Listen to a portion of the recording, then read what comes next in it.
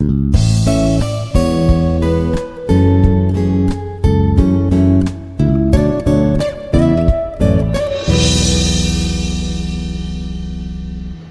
கர்த்தருடைய வசனத்தை இன்றைய நாளிலே சந்தோஷமாக மகிழ்ச்சியாக நாங்கள் கற்றுக்கொள்ளுவோம்.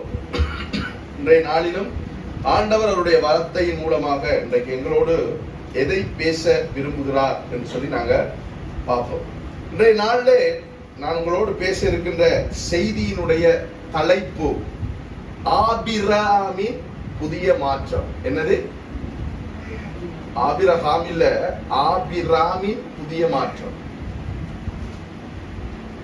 ஓகே, ஆதியாகமம் 17ஆம் அதிகாரத்தை நீங்க வாசிச்சீங்க என்று சொன்னா அந்த இடத்துல ஆண்டவர் ஆபிராமை சந்திக்கிறார். யாரை சந்திக்கிறார்? ஆபிரகாம் அல்ல, ஆபிராமை சந்திக்கிறார். அப்ப இன்றைய நாள்ல நான் உங்களுக்கு ஆபிராமை ஆண்டவர் ஆபிரகாமாக மாற்றினார். அப்படி மாற்றும் பொழுது என்ன நடந்தது என்ற காரியத்தை உங்களுக்கு இன்றைய நாளிலே கற்றுக் கொடுக்க இருக்கிறேன். அந்த பேர்ல இருக்கின்ற அந்த வித்தியாசம் என்ன, அப்படி என்னத்தை செஞ்சார் ஆண்டவர்? ஏன்னா ஆண்டவர் தான் பேரை மாற்றினார். இனி நீ ஆபிராம் என்று அழைக்கப்படாமல் ஆபிரகாம் என்று அழைக்கப்படுவா என்று ஆண்டவர் தான் ஆபிராமுக்கு சொன்னார். அப்ப சில நேரங்கள்ல நாங்க இந்த சம்பவத்தை வாசிக்கும் பொழுது நாங்க ஒரு புரிதல், எங்களுக்கு ஒரு அண்டர்ஸ்டாண்டிங் கொண்டு வரும். என்ன அண்டர்ஸ்டாண்டிங்? மெயின் லைன் சர்ச்சஸ் என்று சொல்லப்படுகிற ரோமன் கத்தோலிக்க இருக்கட்டும், மெத்தடிஸ், ஆங்கிலிக்கன், சிஎஸ்ஐ இவைகள்ல அல்லது ஆவிக்குரிய சபைகளையும் இது நடக்குது. இன்றைக்கு எப்படி ஒருவர் புதிதாக ரட்சிக்கப்பட்டு அல்லது சபை அங்கத்தவராக வரும் பொழுது என்ன செய்வார்கள்? அவருடைய பேரை மாற்றுவார்கள். ஞானஸ்தானம் கத்தோலிக்க சபை, மெத்தடிஸ்த சபையில அவர் ரட்சிக்கப்படவில்லை, அவர் அந்த சபைக்கு அங்கத்தவரா வந்தால் அந்த மதத்தை தழுவினால் என்ன நடக்கும்? அவருக்கு உடனே ஒரு பெரிய ஸ்டடி ஒன்று வச்சு அவங்களோட கோட்பாடுகளை படிப்பிச்சு என்ன செய்வாங்க? டக்குன்னு அவருக்கு ஒரு சின்ன ஒரு ஞானஸ்தானத்தை கொடுத்து அவருடைய பேரை மாத்தி விடுவார்கள். எப்படி மாத்துவாங்க? கந்தசாமி என்று இருக்கிறவரோட பேரை கிளிஃபர்ட் என்று மாத்துவாங்க. அப்படி ஒரு சம்பவமா இங்க நடக்குது. சிலர் நான் வாசிக்கும் பொழுது அப்படித்தான் இருக்குமாக்கும் என்று நாங்க நினைக்கிறோம். ஆனா ஆண்டவர் இந்த இடத்துல எதை செய்தார் என்கிறத நாம் கற்றுக்கொள்ள வேண்டியது மிக அவசியம். நிச்சயமாக இந்த செய்தியினூடாக பரிசுத்த ஆவியானவர், அவர் தான் இந்த வார்த்தைகளை, இந்த வசனங்களை, வேத புத்தகத்தை எழுதினவர், அவர் தான் ஆசிரியர், அவர் தான் எழுத்தாளர். அவர் உங்கள் ஒவ்வொருவரோடும் பேசுவார் இன்றைய நாளிலே. இப்ப என்ன எடுத்துக்கொண்டீங்கன்னு சொன்னா, என்னுடைய பிறப்பு சான்றிதழ், பர்த் சர்டிபிகேட் எடுத்து பாத்தீங்கன்னா அதுல இருக்கிற பேர் வேற. என்னுடைய பேர் இருக்கும் நாராயண பிள்ளை உதயகுமார் செந்தூரன் என்று இருக்கு. ஆனா எனக்கு நான் ரட்சிக்கப்பட்ட ஆரம்பத்துல என்ன வழி நடத்திய ஊழியக்காரர்கள் என்னுடைய பேரை செந்தூரன் நல்ல அல்ல என்று சொல்லி ஜொனத்தான் என்று சொல்லி மாத்தினார்கள். அது பதிவு பேர் இல்ல, ஆனா ஜொனத்தான் என்று கூப்பிடுற அப்படின்னாலும் ஜொனத்தன் என்ற பேர் எல்லாருக்குமே பரிச்சயமாக மாறிவிட்டது. அதனால நான் ஜொனத்தன் என்றே வச்சு கொண்டேன். என்ற ஜொனத்தன் என்றா தான் ஒரு வட்டாரத்துல நம்மள தெரியும், கிறிஸ்தவ வட்டாரத்தில். செந்தூரன் என்றால் நிறைய பேருக்கு தெரியாது. என்னோட சொந்தங்களுக்கு செந்தூரன் என்றா தான் தெரியும், ஜொனத்தன் என்றால் தெரியாது. அப்படி ஒரு பேர் மாற்றமா இங்க ஆபிராமுக்கு நடைபெற்றது என்று சொல்லி பார்த்தால் அப்படி இல்லை. இப்ப இந்த ஆபிராம் என்ற பேருக்கு ஆபிரகாம் என்று அவருடைய பேர் மாற்றம் செய்யப்படும் பொழுதும் இடையில என்ன சம்பவங்கள் நடந்தது என்று சொல்லி நாங்கள் கற்றுக்கொள்ள இருக்கின்றோம். முதலாவது, ஆபிராம் யார்? ஆபிராம் யார் என்று சொல்லி நீங்க பாத்தீங்கன்னு சொன்னா, அவர் கல்தேர் என்னும் பட்டணத்திலே ஊர் என்னும் பிரதேசத்தை சேர்ந்த ஒரு நபர். மொத்தத்துல அவர் ஒரு பெபிலோனியன் பின்னணி, அவர் ஒரு பெபிலோனியன். ஆபிராமுடைய காலத்துல நீங்க பாத்தீங்கன்னு சொன்னா, உலகத்திலேயே முழு உலகத்திலேயுமே 2 நாடுகள் தான் சர்வ வல்லமை, அதாவது சர்வ வல்லமை இல்ல, என்ன சொல்றது, சர்வாதிகாரம் உள்ள, இல்ல இன்னொரு சொல்லணும்னு சொல்லுவாங்க. அமெரிக்காவுக்கு என்ன சொல்றது? அமெரிக்கா எப்படிப்பட்ட வல்லரசு. 2 நாடுகள் வல்லரசாக இருந்தது. அதுல முதலாவது வல்லரசாக இருந்த நாடு பெபிலோன், இன்றைக்கு ஈராக். அதுக்கு பிறகு வல்லரசாக இருந்த நாடு எது? எகிப்து. அப்ப இது 2ஐயும் நீங்க விளங்கி கொள்ள வேண்டும். இப்ப சில அதிபுத்திசாலிகள் சொல்லுகிறார்கள், ஈராக் பெபிலோன் தானே முதலாவது வல்லரசு நாடு, அங்கதான் ஏதேன் தோட்டம் இருந்தது என்றார்கள். ஏன் என்று சொல்லி பார்த்தா, அங்க ஏதேன் தோட்டத்துல நீங்க பாத்தீங்கன்னு சொன்னா ஆண்டவர் 4 நதிகளை ஓட பண்ணுகிறார். அதுல 2 நதியில பேர் அங்க இருக்கு. என்ன? Euphrates, Tigris. அது வாசிக்கிறீங்களா? ஆதியாகமத்துல. ஆதியாகமம் ஏதேன் தோட்டத்துக்கு போ கொஞ்சம்.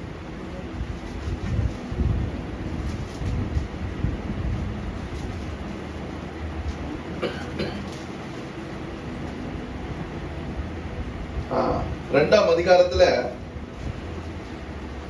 10வது வசனத்துல இருந்து வாசிப்பீங்களா? தோட்டத்துக்கு தண்ணீர் பாயும்படி ஏதேனிலிருந்து ஒரு நதி ஓடி அங்கே இருந்து பிரிந்து 4 பெரிய ஆறுகளாயிற்று. தோட்டத்துக்கு தண்ணீர் பாயும்படி ஏதேனிலிருந்து எத்தனை நதி ஓடி வருதா? ஒரு நதி ஓடி அங்கே இருந்து பிரிந்து 4 பெரிய ஆறுகளாயிற்று. நதி எங்க உருவாகிறது? நதி சேர்றதுதான் கடல்ல. உருவாகும் இடம் எங்கே? நீர்வீழ்ச்சியில உருவாகும். அப்படி என்றா ஏதேன் எங்க இருக்குன்னு தெரியும். ஒரு மலை பிரதேசத்துல இருந்திருக்கணும். அதெல்லாம் நான் பிறகு பேசுவோம். நம்ம இது அதுக்குள்ள போகணும். அது ஆழமா போயிடும் அப்படியே. ஓகே, அப்ப 11வது வசனம். முதலாம் ஆற்றுக்கு பைசோன் என்று பெயர். அது ஆவிலா தேசம் முழுவதையும் சுற்றி ஓடும். அவ்விடத்திலே பொன் விளையும். அத்தேசத்தின் பொன் நல்லது. அவ்விடத்தில் பீதோலாகும் கோமேதக கல்லும் உண்டு. இதெல்லாம் பீதோலாகு கோமேதக கல்லுன்றது என்னன்னு சொன்னா, அந்த மாணிக்கத்துல ஒரு வகைகள் இருக்குது. சரிதானே? அதுதான் அந்த கோமேதக கல். 13. இரண்டாம் ஆற்றுக்கு கீகோன் என்று பெயர். அது எத்தியோப்பியா தேசம் முழுவதையும் சுற்றி ஓடும். மூன்றாம் ஆற்றுக்கு இதக்கேல் என்று பெயர். அது அசீரியாவுக்கு கிழக்கே ஓடும். 4ஆம் ஆற்றுக்கு ஐபிராத்து என்று பெயர். ஓகே, இப்ப இந்த 4ஆம் ஆற்றுக்கு என்ன பேர்? ஐபிராத். அப்ப இந்த ஐபிராத்து நதி என்னுடைய பேர் இந்த பாபிலோன் தேசத்தில் இருக்கிற ஒரு நதிக்கு வைக்கப்பட்டது. இப்ப ஆபிரகாம் இருந்த காலத்துல ஏதேன் அங்கதான் இருந்தது சொல்ல முடியாது. ஜலப்பிரளயம் என்ன நடந்தது? ஜலப்பிரளயம் சும்மா வந்ததா? பூமியில இருந்த அதி உயர்ந்த மலைகளுக்கு மேலாகவும் நீர் பிரவாகித்து நின்றது என்று வேதம் தெளிவாக சொல்லுகிறது. ஆவியானவர் சொல்லும் பொழுது, மோசே எழுதும் பொழுது, ஆவியானவர் ஆண்டவர் பேசும் பொழுது அவர் தெளிவாக எழுதியிருக்கிறார். அப்ப ஏதேன் தோட்டத்துக்கு என்ன நடந்திருக்கு? எல்லாமே நீர், எல்லாமே என்ன சொல்றது, பூமியினுடைய அந்த ஆண்டவர் சிருஷ்டித்த அந்த செட்டப்பே எல்லாமே மாற்றம் அடைந்திருக்கு. அதுக்கு பிறகு இவங்க என்ன செஞ்சாங்க? எடுத்து ஐபிராத்து என்கின்ற நதியினுடைய பேரை பாபிலோன்ல இருக்கிற ஒரு நதிக்கு, ஒரு ஆற்றுக்கு அவங்க வச்சாங்க. அதனால சிலர் நினைக்கிறாங்க ஐபிராத்து நதி இப்பயும் அதான் இருக்குது. எங்க? பாபிலோன்ல இருக்கு, ஈராக்ல இருக்கு. யூப்ரட்டிஸ் என்ற நதி அங்க இருக்கிறதால ஒருவேளை ஏதேன் தோட்டம் அங்கதான் இருந்திருக்குமாக்கும் என்று நினைக்கிறார்கள். அப்படி நினைக்க பண்ணுறது ஆண்டவர் அல்ல, பிசாசு. ஏனென்று நான் சொல்றேன். ஓகே, அப்ப இந்த ஆபிராம் யார் என்று சொன்னார்? கல்தேயர். என்ன? கல்தேயர் நாட்டை சேர்ந்த ஊர் என்ற பிரதேசத்திலிருந்து வந்த ஒரு மனிதர், ஒரு பாபிலோனியன், ஒரு நரபலி கொடுக்கக்கூடிய ஒரு பின்னணியை கொண்டவர். மனுஷனை பலி கொடுக்கிறது கடவுளுக்கு அவங்களுக்கு சர்வ சாதாரணம். உலகத்திலே தோற்றுவிக்கப்பட்டு இன்றைக்கு வரைக்கும் பின்பற்றுகின்ற அனைத்து மதங்களினுடைய ஆரம்பமும் பாபிலோன்.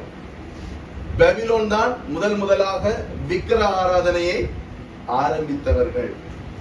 பாபிலோனைத்தான் பிசாசு தன்னுடைய பட்டணமாக தெரிந்து கொண்டான். பிசாசு எப்பொழுதுமே ஆண்டவரை கொப்பி பண்றதுதான் அவனுடைய வேலை. இப்ப விளங்குதா ஏன் ஐபிராத் என்று பேர் அங்க வச்சாங்கன்னு சொல்லி? ஆண்டவருடைய காரியங்களை கொப்பி பண்ணி வைக்கிறது தான் பிசாசுர தந்திரமான வேலை. இப்ப பிசாசு ஒரு மனிதனை வஞ்சிக்கணும், அவன் நல்லா இருக்கிறவன், ஆண்டவரோட நல்ல உறவுல இருக்கிற ஒரு மனிதனை வஞ்சிக்கணும் சொன்னா என்ன செய்வான்? ஆண்டவர் எந்த ட்ரக்ல கொண்டு போறாரோ அந்த மாதிரி ஒரு கொப்பி காட்டை எடுத்து வச்சிருவான். இப்ப எல்லாத்துலயுமே கொப்பி கட்டு இருக்குதானே. இன்னைக்கு சேர்ச்சுக்கு போகாதாக்கள்கிட்ட போய் கேட்டா ஏன் சேர்ச்சுக்கு போகல, எங்களுக்கு எந்த சேர்ச்சுக்கு போறோம்னு தெரியல. ஏன் தெரியல? எல்லா சேர்ச்சிலையும் பிரச்சனை. வேதத்துல இருக்கிற எல்லா சேர்ச்சையும் எடுத்து பாருங்க. கொருந்து பட்டணத்துல இருந்து சபை எடுங்க, கல்லாத்து சபை எடுங்க, எபேசு சபை எடுங்க, சிமிர்னா சபை எடுங்க, பிலதெல்பியா சபை எடுங்க, வருணருக்கு சபை, பெருகமு சபை எடுங்க. எல்லா சபையிலையும் எடுத்து பாத்தீங்கன்னா பிரச்சனை இருக்கு. அதுக்காக நான் உபதேச ரீதியா பிரச்சனை இருந்தது என்று சொன்னால் ஒரு திருச்சபையில நீங்க இருக்க முடியாது. அந்த சபையை விட்டு விலக வேண்டும். அதுதான் வேதம் நமக்கு சொல்லுகின்றது. வேதத்திலையும் சொல்லப்படுகிறது கள்ள உபதேசிகள் என்று சொல்லப்படுகிறது இவர்களைத்தான். அப்ப எப்பயுமே பிசாசு காப்பி கட் பண்றதுதான் நம்மளுடைய திட்டம். அதான் இயேசு சொன்னால் ஒருவனும் உங்களை ஏமாற்றாதபடிக்கு, வஞ்சிக்காதபடிக்கு எச்சரிக்கையா இருங்க. ஏன் நம்ம இங்க தூரந்து பார்க்கும் பொழுது தங்கம் மாதிரி இருக்கு, கிட்ட போய் எடுத்து பார்த்தா தான் தெரியும் அது இமிட்டேஷன். அத மாதிரி தான் பிசாசு செயல்படுவார். அப்ப இந்த ஆபிராம் யாருன்னு சொன்னால் பாபிலோன் தேசத்திலே இருந்து வந்த ஒரு மனுஷன், ஒரு விக்கிரக ஆராதனைக்காரன். ஆண்டவர் ஏன் ஆபிராமை தெரிந்து கொண்டார் என்றால் நான் உங்களுக்கு சொல்லுறேன் அந்த முடிவுல. ஓகே, இப்ப நாங்க சில வசனங்களை வேதத்துல இருந்து வாசிப்போம். இப்ப அநேகர் விடுகிற தவறு என்னன்னு சொன்னால் ஆபிரகாமை பற்றி படிக்கணும் என்றோடனே எந்த அதிகாரத்தை வாசிக்கிறேன்? 12ஆம் அதிகாரத்தை வாசிக்கிறேன். அங்க வாசிச்சா அங்க நாம தவறு விடுவோம். ஆபிரகாமை பற்றி படிக்கணும் என்று சொன்னா நாங்கள் தொடங்க வேண்டிய இடம் ஆதியாகமம் 11ஆம் அதிகாரம் 26 இருந்து வாசிங்க. அப்பதான் நமக்கு அது விளங்கும்.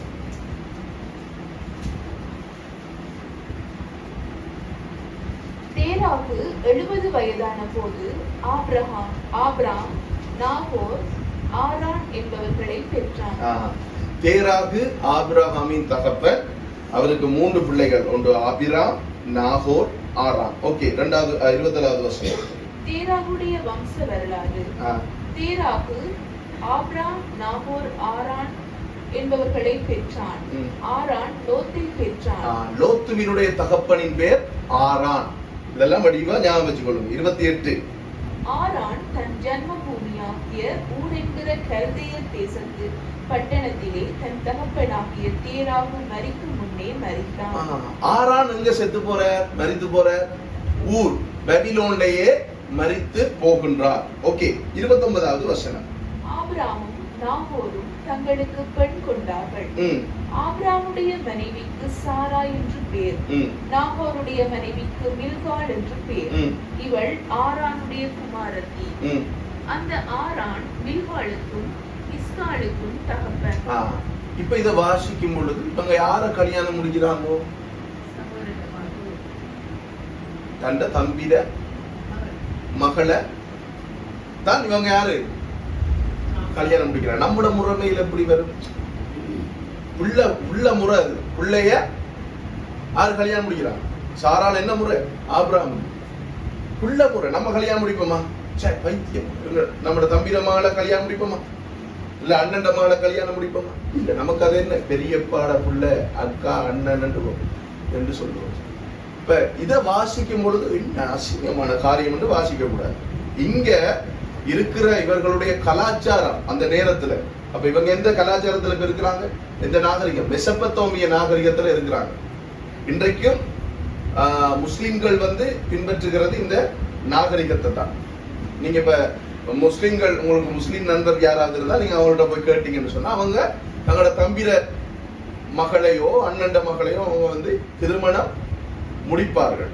முடிப்பதற்கு அவங்களுக்கு முடியும். அது அவங்களுக்கு எந்த தடையும் இல்லை. அவங்களுக்கு சகோதரம் எனப்படுகிறவர்கள் யாருன்னு சொல்லி பாத்தீங்கன்னு சொன்னா அவர் அந்த ஆணனுடைய சொந்த தகப்பன் தாய் இருக்காங்க தானே, அவங்களுக்கு பிறந்த மற்றவர்கள், பெண்கள், ஆண்கள், இவங்களை தான் அவங்க சகோதரர்களாக எடுத்துக்கொள்வாங்க. அப்ப இந்த இடத்துல ஆபிரகாம் செஞ்சது தவறு இல்லை. அவங்களுடைய கலாச்சாரம் அதுதான்.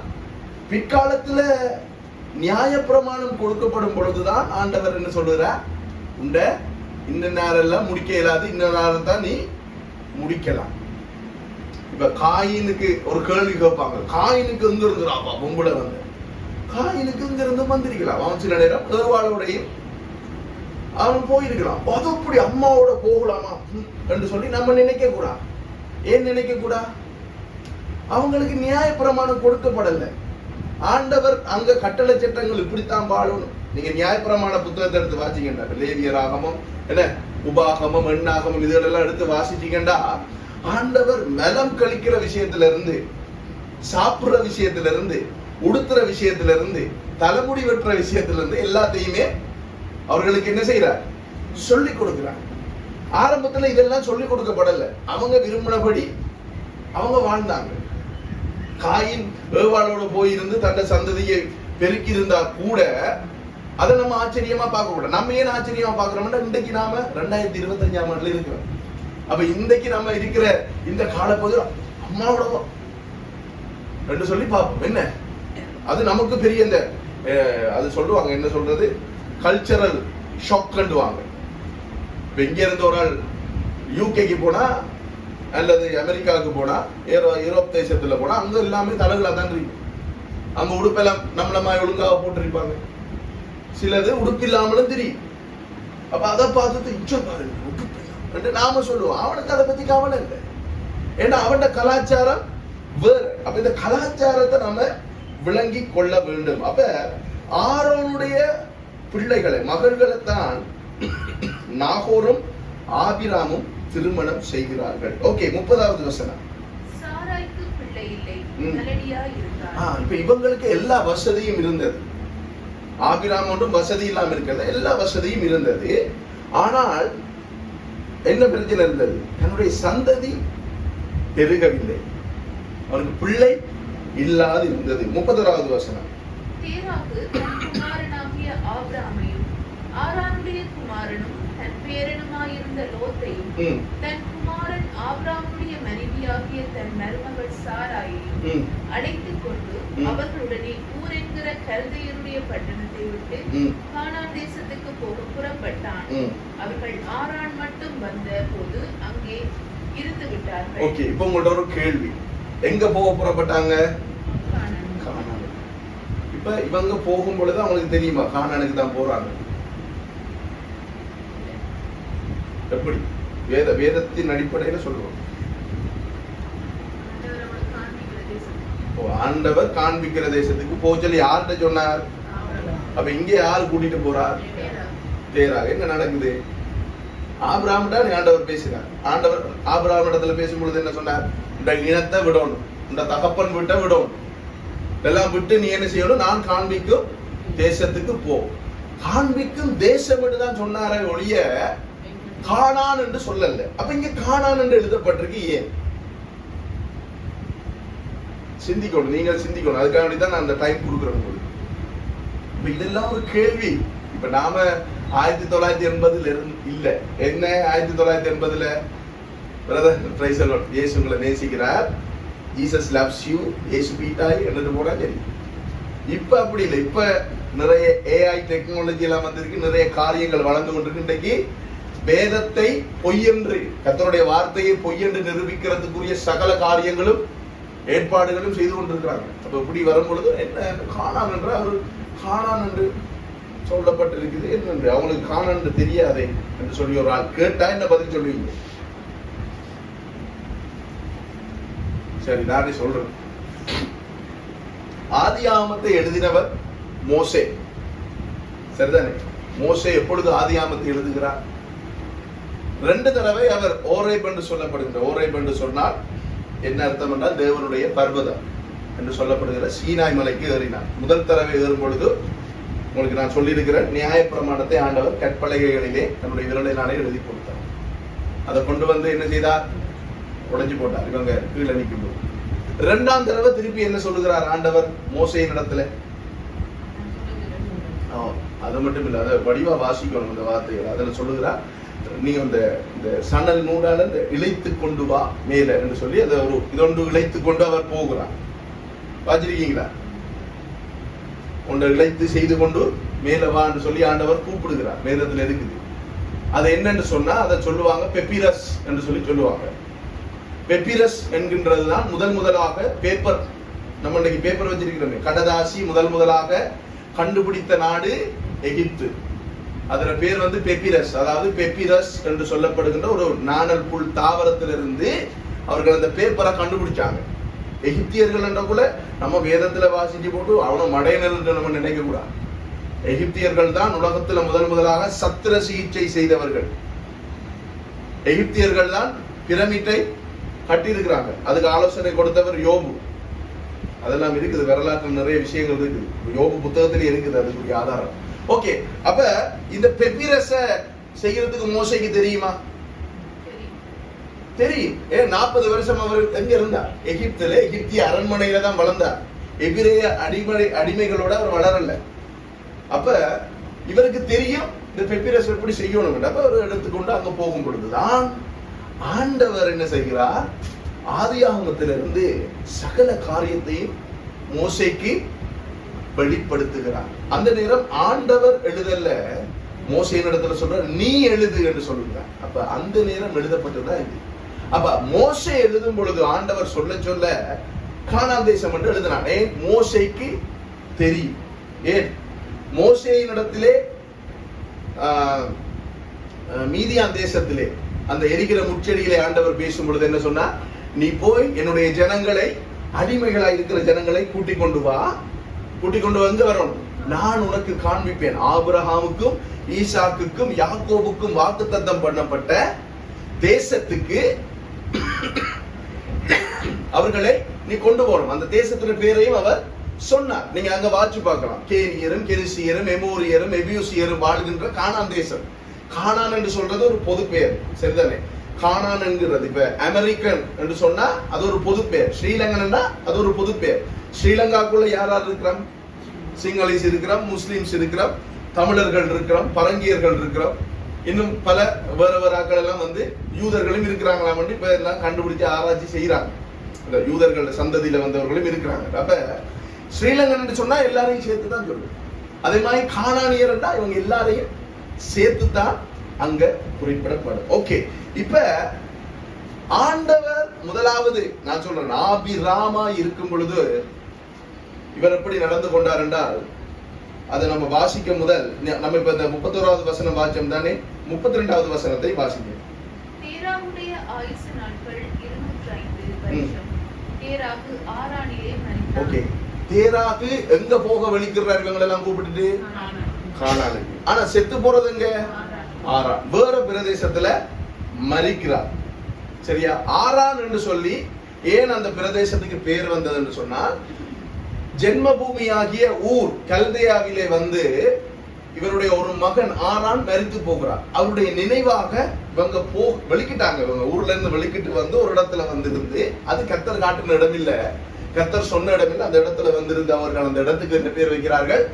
ஆரான் என்று பேர் வைக்கிறாங்க. இப்ப இவர் எங்க செத்து போற?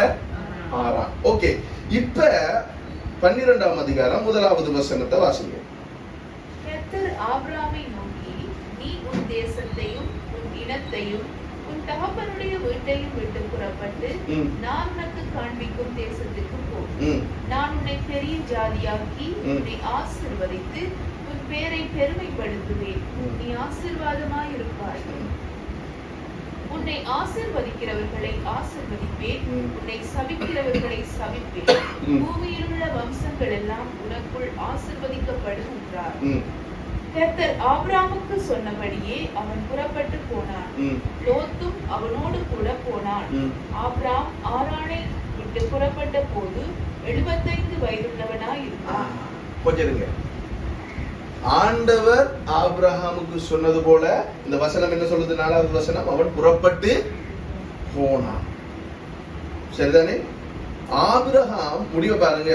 ஆபிராம் ஆரானை விட்டு புறப்பட்ட போது எத்தனை வயசா இருந்தது? 75 வயது. சரிதானே? ஆபிராம் ஆண்டவருக்கு கீழ்ப்படிந்து புறப்பட்டது ஊர்ல இருந்து புறப்படல, ஆரானில இருந்துதான் புறப்பட்டான், ஊர்ல இருந்து புறப்படல. இந்த 1வது வசனத்தை நம்ம வாசிக்கும் பொழுது 12ஆம் அதிகாரம், கர்த்தர் ஆபிராமை நோக்கி நீ உன் தேசத்தையும் உன் இனத்தையும் உன் தகப்பனுடைய வீட்டையும் விட்டு புறப்பட்டு நான் உனக்கு காண்பிக்கும் தேசத்துக்கு போ என்று தமிழில எழுதப்பட்டிருக்குது. ஆனால் மூல மொழியில எப்படி எழுதப்பட்டிருக்குது, ஆங்கில வேதாகமும் சரியா எழுதப்பட்டிருக்கு. நீங்க அதுல வாட்சி பார்க்கலாம். ஆங்கில வேதாகம் சொல்லுகிறது எப்படின்னு சொன்னா, புறப்பட்டு போ என்று சொல்லி இருந்தார். எப்படி? புறப்பட்டு போன்று சொல்லி இருந்தார். He has told என்று சொல்லி எழுதப்பட்டிருக்கிறது ஆங்கில வேதாகமத்தில். அப்ப இறந்த காலத்துல, அப்ப இங்க என்ன சம்பவம் நடந்தது என்றால், ஆபிராமுக்கு ஆண்டவர் பேசினார். ஆனால் ஆபிராம் கீழ்ப்படியவில்லை. சரிதானே? ஆபிராம் ஆண்டவர் சொன்னதுக்கு கீழ்ப்படியது. ஆனா நாங்க புதிய ஏற்பாட்டிலே வாசிக்கும் பொழுது விசுவாசத்தின் தகப்பன் அந்த ஆபிராம் மாதிரி என்று சொல்லி எல்லாம் வசனங்களை நாங்க வாசிச்சிருக்கிறோம். நம்மளோட மைண்ட் செட்டுக்கு நாங்க எடுத்துக்கணும், ஆபிராம் மாதிரி என்ன சட்டப்படியால் இல்ல என்று சொல்லித்தானே நாம விளங்கிக்கிறோம். ஆபிராம் ஆண்டவர் சொன்னதுக்கு கீழ்ப்படியவில்லை. ஆரான் மரித்ததினாலே தேராகு பயந்து போய், அது இங்க இல்ல வரலாற்றுல இருக்குது, இவங்களெல்லாம் கூட்டிக் கொண்டு போனான். இங்க ஆபிராமுக்கு கர்த்தர் அறிமுகமாகி பேசும் பொழுது, ஆபிராம் கர்த்தரை எப்படி அறிந்திருந்தான் தெரியுமா உங்களுக்கு? நோவாவின் தேவன் என்று சொல்லித்தான் அறிந்திருந்தானே. இவர்கள் எல்லாருக்குமே தெரியும் நோவாவினுடைய ஜலப்பிரளயம் நல்லா தெரியுமா தெரியாதா? தெரியும். பாபேல் கோபுரம் கதை தெரியும் தானே? எப்படி கட்டினாங்க பாபேல் பட்டணத்தை? எப்படி கட்டினாங்க? பட்டணம் கட்டினாங்க. அதுக்கப்புறம் என்ன கட்டினாங்க? கோபுரம். ஏன் கோபுரம் கட்டினாங்க? ஏற்கனவே வெள்ளம் வந்திருக்கு. நான் உங்களுக்கு சொல்லியிருக்கேன், நாவலடி பக்கம் போய் பாத்தீங்கன்னு சொன்னா அங்க இருக்கிற வீடெல்லாம் எப்படி இருக்கும்? அப்ஸ்டியர் இருக்கும். ஏன்? சுனாமி வந்தா ஏறி நிக்க. இப்ப ஏற்கனவே நோவாட காலத்துல வெள்ளம் வந்துட்டு, இப்ப பாபேல் அந்த சம்பவத்தை எடுத்து இப்ப வாட்சி பாத்தீங்கன்னா உங்களுக்கு விளங்கும். அவங்க உயரமான ஒரு கோபுரத்தை கட்டினார்களே, தங்களை திருப்பி ஒரு வெள்ளம் ஜலப்பிரளயம் வந்தா ஏறி நிக்கிறதுக்கு. இப்ப இந்த பாபேல், இந்த பபிலோன், இங்க இருந்துதான் ஆண்டவர் யாரை கூப்பிடுறார்? ஆபிராமை கூப்பிடுறார். ஆபிராமுக்கு நோவாவின் தேவன் தெரியுமா தெரியாதா? தெரியும். நோவாவின் தேவனையும் தெரியும். அதே நேரத்தில் அவர்கள் வேறு கடவுள்களையும் வைத்திருந்தார்கள். சிலருக்கு நம்ம சுவிசேஷம் சொல்லக்குள்ள என்ன சொல்லுவாங்க? ஓ, இயேசுவை நாங்கள் கும்பிடுவோம், எல்லாரும் எங்களுக்கு கடவுள் தான், எல்லா கடவுள் தான். அது இங்கிலீஷ்ல சொல்லுவாங்க, பிபிலிக்கல் டேர்ம்ல சொல்லுவாங்க பொலித்திசம் பண்ணுவாங்க. பொலித்திசம் பல கடவுள் கொள்கை கொண்டவர்கள். அப்ப அந்த மாதிரி தான் ஆபிரகாம் கர்த்தரை அறிந்திருந்தார். அப்ப அவருக்கு பேசும் பொழுது என்ற மாதிரி தான் இருந்தது. முதலாவது ஆபிரகாமுக்கும் ஆபிரகாமுக்கும் இடையில இருக்கிற அந்த புதிய மாற்றத்தை தான் இன்றைக்கு நாங்க படிக்கிறோம். முதலாவது விஷயம், ஆண்டவருக்கு ஆபிரகாம் கீழ்ப்படிய இல்லை. அதை நான் உங்களுக்கு வேதத்திலிருந்து காட்டியிருக்கிறேன். எங்க இருந்து இவர் போகிறார்? இப்ப வாக்குத்தத்தம் பண்ணப்பட்ட தேசத்துக்கு ஆரானிலிருந்து போகிறார். அப்ப முதலாவது ஆபிரமாய் இருக்கையில் அவர் தேவனுக்கு கீழ்ப்படியாத மனிதனாய் இருந்தார். ஓகே, இப்ப 12ஆம் அதிகாரம் 5வது வசனத்திலிருந்து வாசிக்க 10வது வசனம் வரைக்கும். ஆபிரகாம் தன் மனைவியாகிய சாராயையும் தன் சகோதரனுடைய குமாரனாகிய லோத்தையும் தாங்கள் சம்பாதித்திருந்த தங்கள் சம்பத் எல்லாவற்றையும் ஆரானிலே சவதரித்த ஜனங்களையும் கூட்டிக் கொண்டு அவர்கள் கானான் தேசத்துக்கு புறப்பட்டு போய் கானான் தேசத்திலே சேர்ந்தார்கள். இது இந்த வசனமும் சொல்லுது பாருங்க. ஆபிரகாம் தன் மனைவியாகிய சாராயும் தன் சகோதரனுடைய குமாரனாகிய லோத்தையும் தாங்கள் சம்பாதித்திருந்த தங்கள் சம்பத் எல்லாவற்றையும் ஆரானிலே சவதரித்த ஜனங்களையும் கூட்டிக் கொண்டு அவர்கள் எங்க போனார்கள்? கானான் தேசத்துக்கு புறப்பட்டு போய் கானான் தேசத்தில் வந்து சேர்ந்தார்கள். 6வது வசனம்.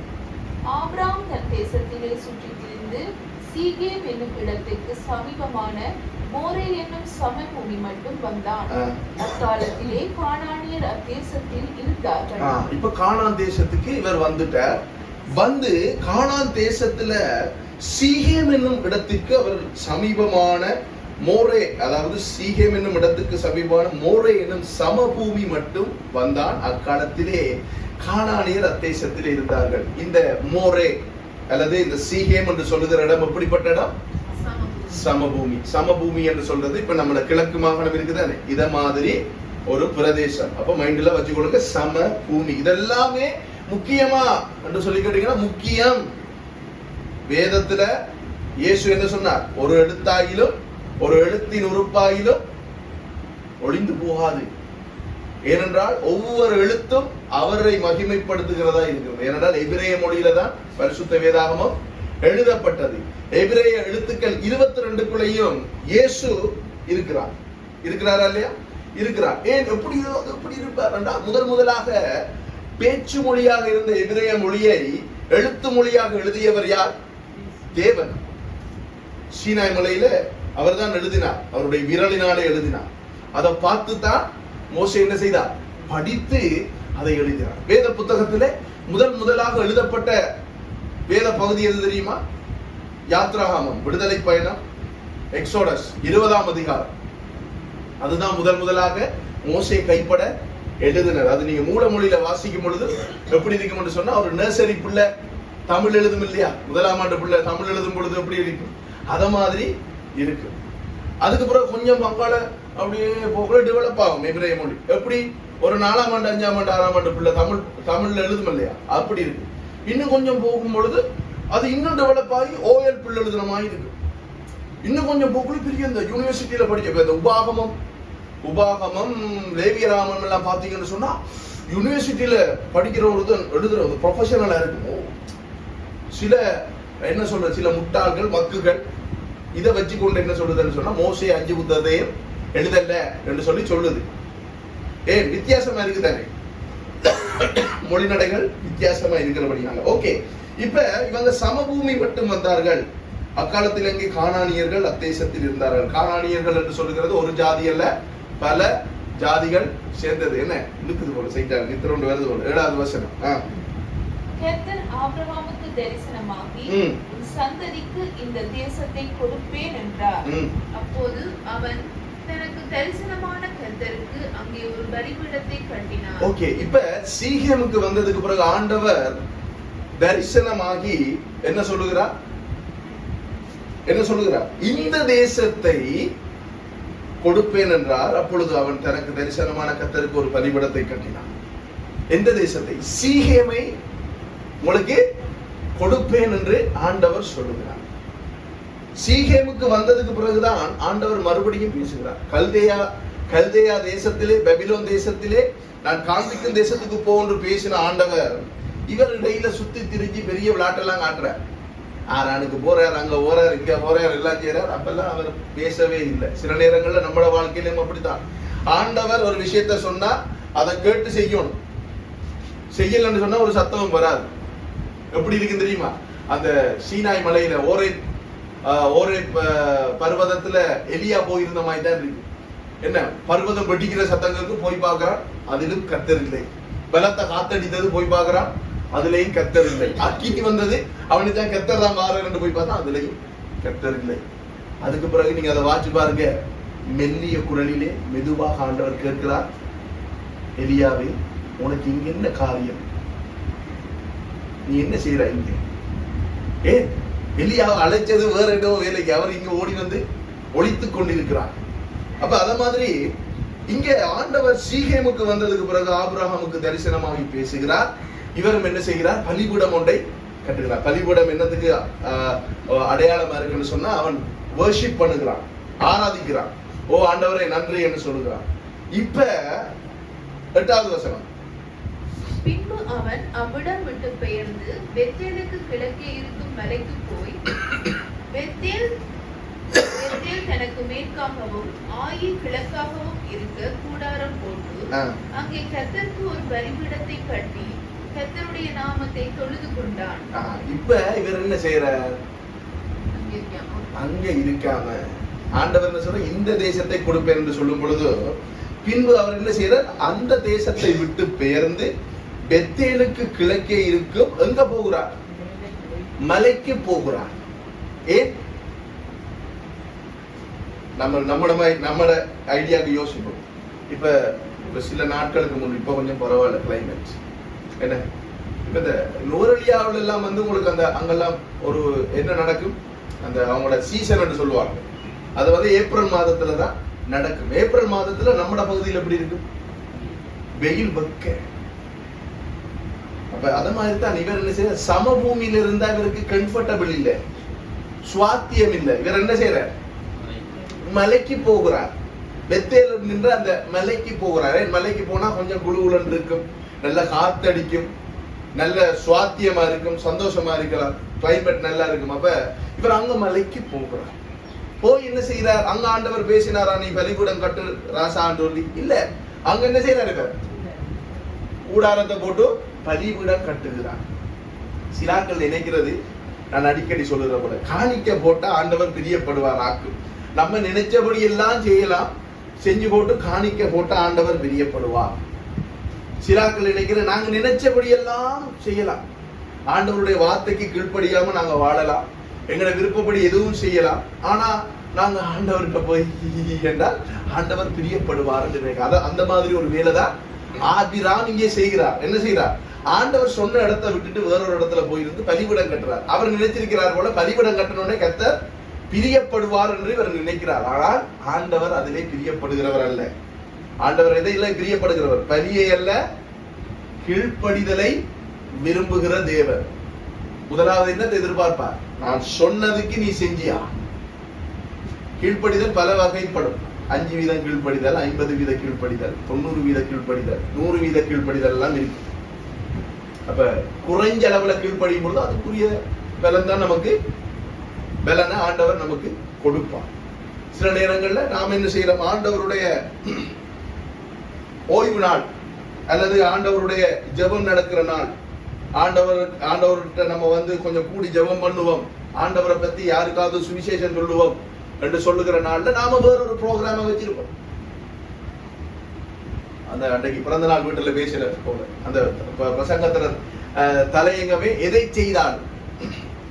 நோவாவின் நாட்கள் எப்படி இருந்தாங்கன்னா, சாப்பிட்டாங்களாம், சாப்பிடுறது அவரா இல்ல, குடித்தாங்க. குடிச்சா மதுபானம் குடிக்கல, அவங்க ஜூஸ் குடிச்சாங்க, தண்ணி குடிச்சாங்க, என்ன ஸ்ப்ரைட் குடிச்சாங்க, ஏதோ ஒண்ணு குடிச்சாங்கன்னு வச்சுக்கொள்வாங்க. குடிக்கிறது தவறா, பாவமா இல்ல. திருமணம் முடிக்கிறது தவறா, பெண் கொடுக்கிறது, பெண் எடுக்கிறது தவறா, தவறு இல்லை. விளையாட இணைந்திருந்தார்கள் என்று இருக்கும், விளையாடுவது தவறா இல்ல, விளையாடுறது தவறு இல்லை, விளையாடலாம். ஆனால் இவைகள் எல்லாவற்றிலும் தேவன் முன்னிடத்திலே இருக்கிறாரா, தேவனுக்கு நாங்கள் கீழ்ப்படுகிறோமா, தேவன் மகிமை அடைகிறாரா, இதுதான் நமக்கு முக்கியம். நாங்க நினைக்கிறோம் நாம எப்படி என்னாலும் வாழலாம். சில நேரங்கள் நானும் தான், நாங்க எப்படி வேண்டுமானாலும் வாழலாம், ஆண்டவரை நாங்க பிரியப்படுத்தினா சரி, எப்படி என்னாலும் ஊழியம் செய்யலாம் என்று நினைக்கிறேன். அன்னைக்கு ஒரு சகோதரியோட நான் பேசிக் கொண்டிருக்கும் பொழுது அவ சொன்னா, எங்கனாலும் ஊழியம் செய்யலாம். நான் சொன்னேன், அப்படி செய்யலாது. ஆண்டவர் உங்களை எங்க ஊழியம் செய்ய சொல்றாரோ அவங்கதான் செய்யலாம்.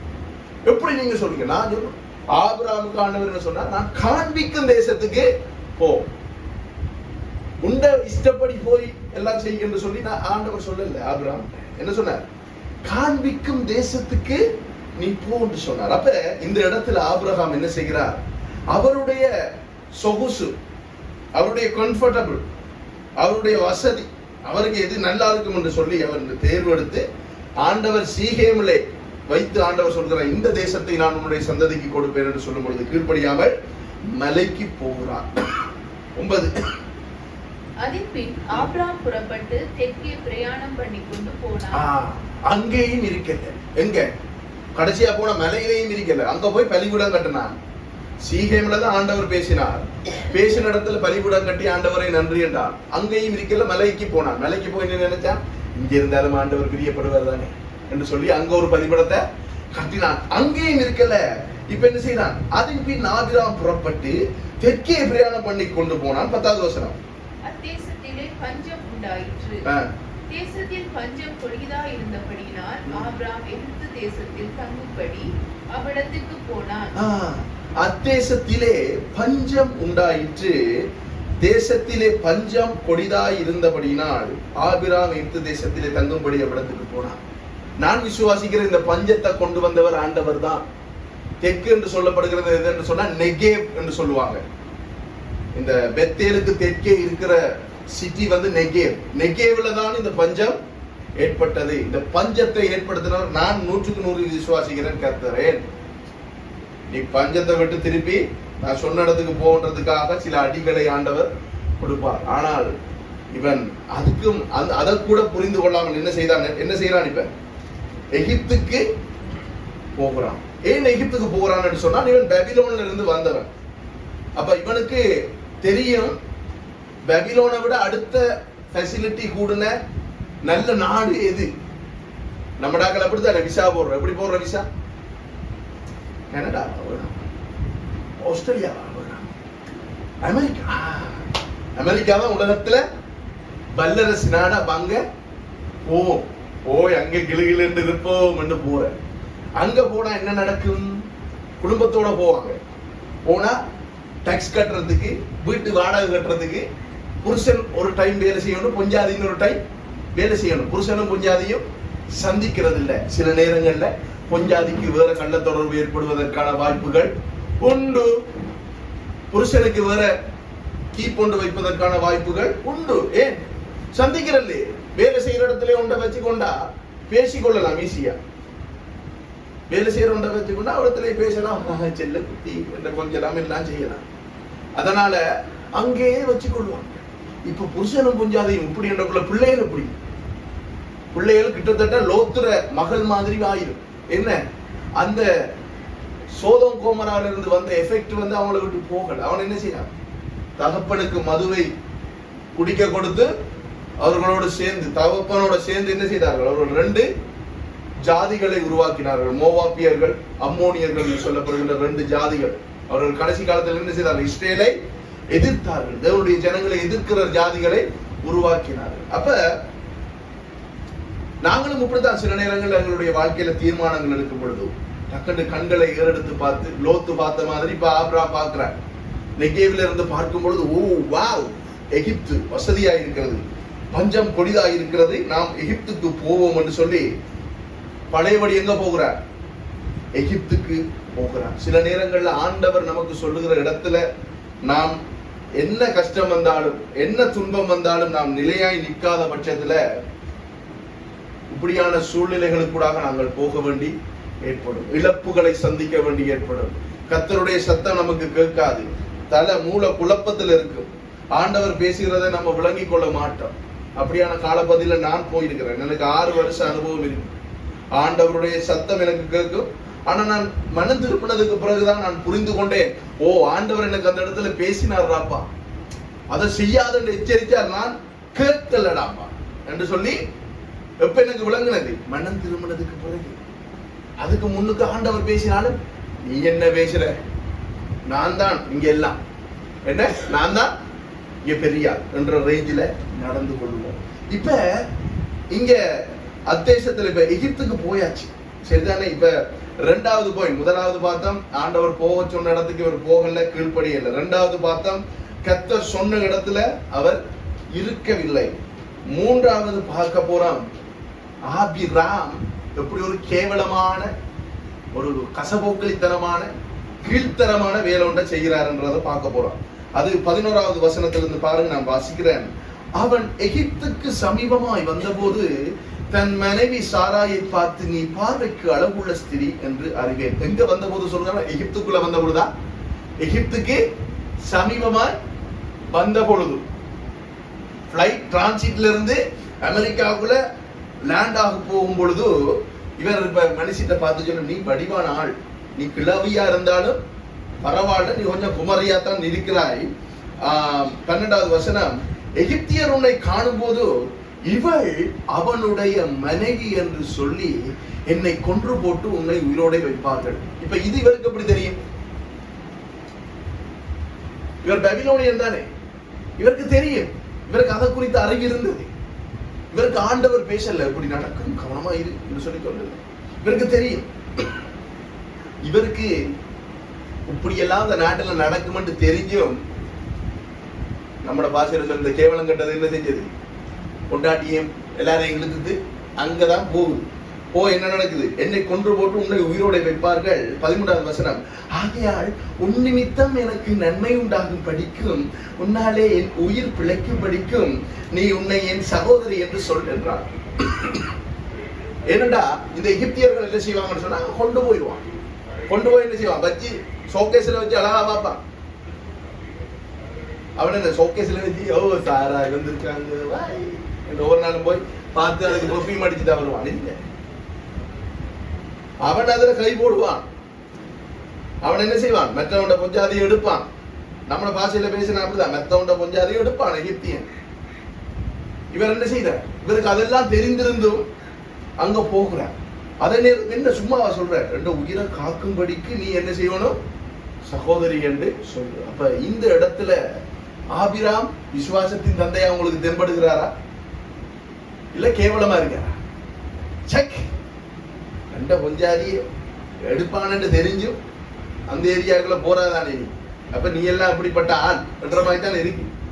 அப்படித்தான் இருக்குது. ஓகே, அப்ப கேவலமான ஒரு விஷயத்தை செய்கிறார். அடுத்த வசனத்தை பாருங்க, 14வது வசனம். ஆபிராம் எகிப்திலே வந்தபோது எகிப்தியர் அந்த ஸ்திரியை மிகுந்த அழகுள்ளவள் என்று கண்டார்கள். இவர் ஏற்கனவே சொன்ன மாதிரி பெரிய தீர்க்கதரிசியான இவர் தீர்க்கதரிசனம் சொல்லிட்டார், பிளைட்ல வரக்கூட உன்னை வழிகண்டுவாங்க, உன்னை கொண்டு போயிடுவாங்கன்னு கண்டார்கள். 15வது, பார்வோனுடைய பிரபுக்களும் அவளை கண்டு பார்வோனுக்கு முன்பாக அவளை புகழ்ந்தார்கள். அப்பொழுது அந்த ஸ்திரீ பார்வோனுடைய அரண்மனைக்கு கொண்டு போகப்பட்டார். அவள் நிமித்தம் அவன் ஆபிரகாமுக்கு தயை பாராட்டினான். அவனுக்கு ஆடு மாடுகளும் கழுதைகளும் வேலைக்காரனும் வேலைக்காரிகளும் கோடிகை கழுதைகளும் ஒட்டகங்களும் கிடைத்தது. பொஞ்சாதிய வித்து என்ன பண்றான், ஆடு மாடு எப்படி கேவலமானால் என்று விளங்குறப்ப நம்ம நினைச்சிருக்கோம், ஓ ஆட்டவர் ஆசீர்வதிக்கிற பாருங்க, புறஜாதிகளின் தேசத்திலும் கர்த்தர் ஆபிராமை ஆசீர்வாதம் வந்த முறை சரியா, வந்த முறை சரியா இல்ல, அவனையே கொடுத்தான். குஞ்சாதி எடுத்து போட்டு என்ன செஞ்சான், உந்த சகோதரியா, ஓ நைஸ் கேர்ளா என்று சொல்லி என்ன செய்தான், எப்படியாவது அந்த நம்மட பாஷையில அந்த ஐட்டத்தை மடக்கிறதுக்கு, அந்த செல்லக்குட்டியை எப்படியாவது எடுத்துக்கொள்றதுக்கு அவன் என்ன செஞ்சான், மோட்டார் பைக்கை நிறுத்தினான், பிளக்க கலட்டினான், பிளக்குக்கு ஸ்க்ரூ டிரைவர் இதெல்லாம் வேண்டினான் அந்த வீட்டுல. ஒரு காதலித்தான், கல்யாணம் முடித்தான். அது அவருக்கு விளங்க எங்க போகுது அந்த கனெக்ஷன், அது அவர் இல்ல, அது வேறொரு. அப்ப ஆசீர்வாதம் வாரது முக்கியம் இல்ல, ஆசீர்வாதம் எந்த முறையில வருகுதுன்றதுதான் முக்கியம். இது ஆண்டவருடைய ஆசீர்வாதம் இல்ல. அவன் அந்த பொம்பளை எடுத்தது நிமித்தம் இவரை கொஞ்சம் குசிப்படுத்த தானே வேணும்.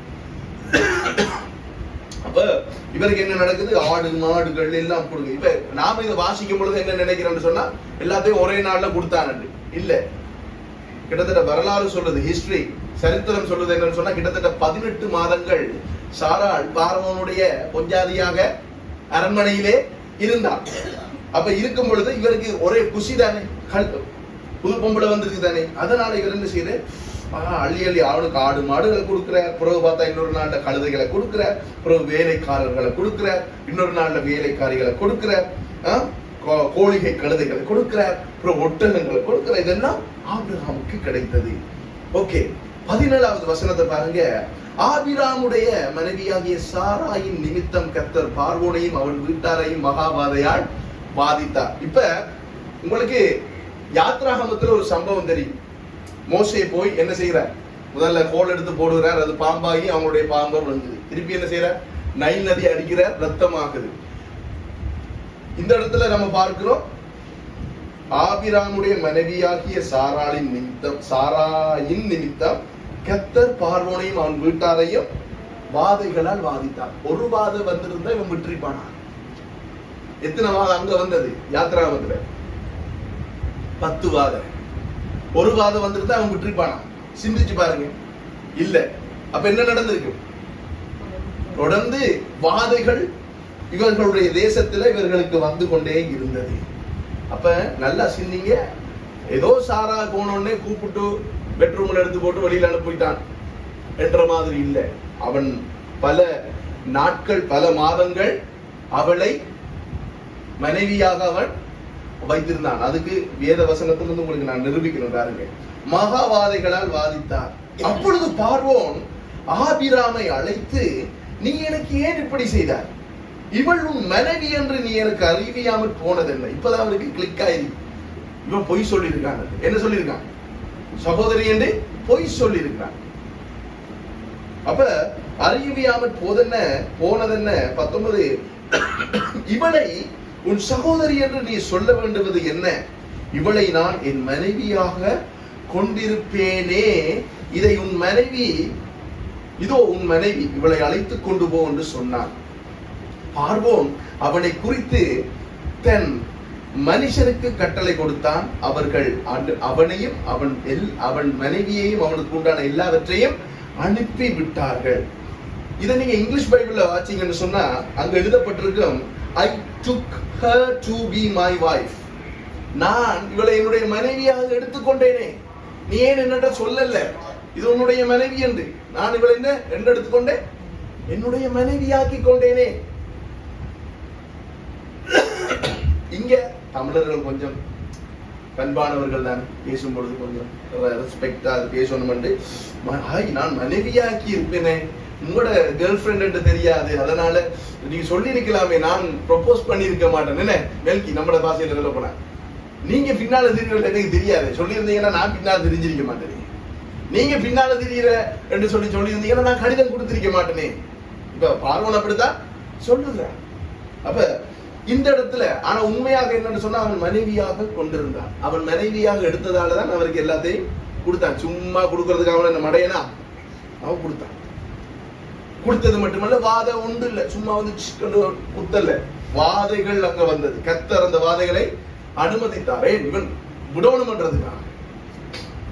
அந்த சூழ்நிலையில இருந்தும் ஆண்டவர் இவனை காப்பாற்றினார். அப்ப பாருங்க, ஆபிராம் விசுவாசத்தின் தந்தையா. இப்ப சில அதிபரிசுத்தவான்கள், இங்கிலீஷ்ல சொல்லுவாங்க ஹைப்பர் ஸ்பிரிச்சுவல், பார்க்கும் பொழுது நேரலையில பார்க்கும் பொழுது சொல்லுவாங்க, இவன் என்னவன் ஆபிராமை கேவலப்படுத்துகிறான். கேவலப்படுத்தல, அவருடைய தன்மை இங்க எழுதப்பட்டிருக்கு, அவர் என்னென்ன செய்தார்ன்றது இங்க எழுதப்பட்டிருக்கு. அப்ப அதைத்தான் நாங்க பார்க்கிறோம். ஓகே, இப்ப 13ஆம் அதிகாரத்துக்கு வாங்க. ஆபிராம் அவன் மனைவியும் அவனுக்கு உண்டான யாவையும் அவனுடனே லோத்தும் எகிப்தை விட்டு தென் திசையில் வந்தார்கள்.